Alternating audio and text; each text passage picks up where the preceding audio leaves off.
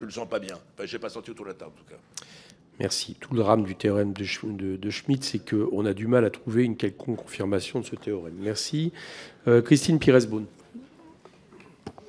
Oui, merci Monsieur le Président. Mes chers collègues, je vous remercie pour ce rapport dont les conclusions sont, je dirais, choquantes, mais pas étonnantes en fait, puisque l'évolution récente des impôts locaux tels que vous nous l'avez présenté est un bon résumé de la politique fiscale menée depuis 2017, des politiques injustes envers les citoyens, des politiques injustes envers les collectivités et des politiques irresponsables. Injustes car, comme le souligne ce rapport, c'est en premier lieu le facteur capital qui en a bénéficié via la diminution drastique de la CVAE. C'est ensuite les ménages les plus aisés qui en ont profité grâce à la suppression de la taxe d'habitation.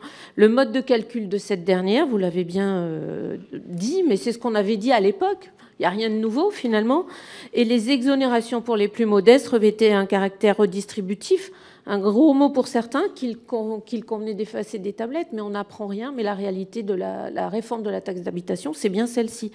Ce sont des politiques aussi injustes pour les collectivités, car elles grignotent les ressources petit à petit.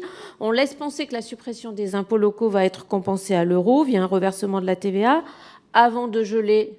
Dans la plupart des cas, on a des exemples, puis de les diminuer. Ce sont des mesures injustes, tout simplement parce qu'elles privent les collectivités de leur autonomie. Je pense que le maître mot, c'est l'autonomie. C'est une mise sous tutelle assez osée, eu égard au dérapage du budget de l'État. Enfin, ce sont des politiques irresponsables, car la suppression des postes de recettes présenté dans ce rapport, que vous estimez à 38 milliards d'euros pour 2023 par rapport à 2017, c'est tout simplement une perte de ressources non financées et qui donc a aggravé le déficit public du budget de l'État. Il sera difficile de se réfugier derrière une politique qui n'aurait simplement pas été comprise. Le rapport, les chiffres sont têtus, le caractère injuste de ces réformes est bien documenté et a bien été appréhendé par les collectivités et par les citoyens.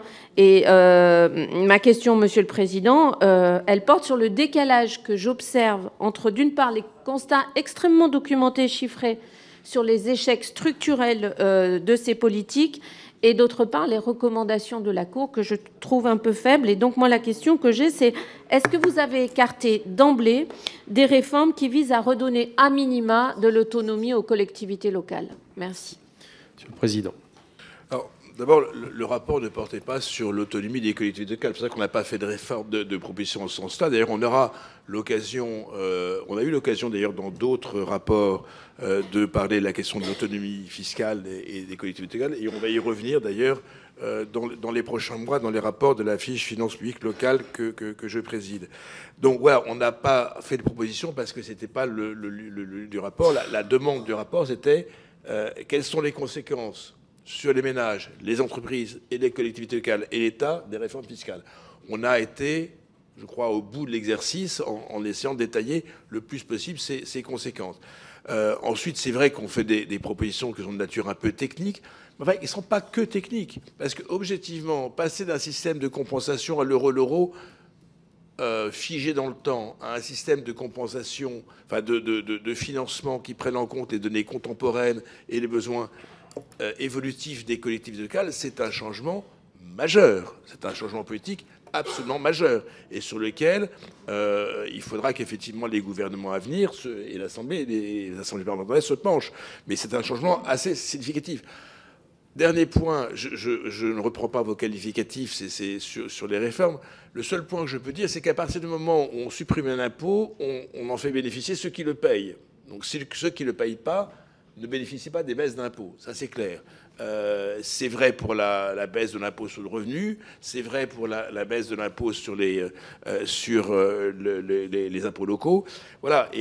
Mais c'est vrai que la dernière tranche de baisse de la taxe d'habitation a amplifié des effets négatifs que l'on imaginait. Simplement, de mon souvenir, il n'était pas possible de maintenir la dernière tranche éternellement. C'était une position assez claire du Conseil constitutionnel.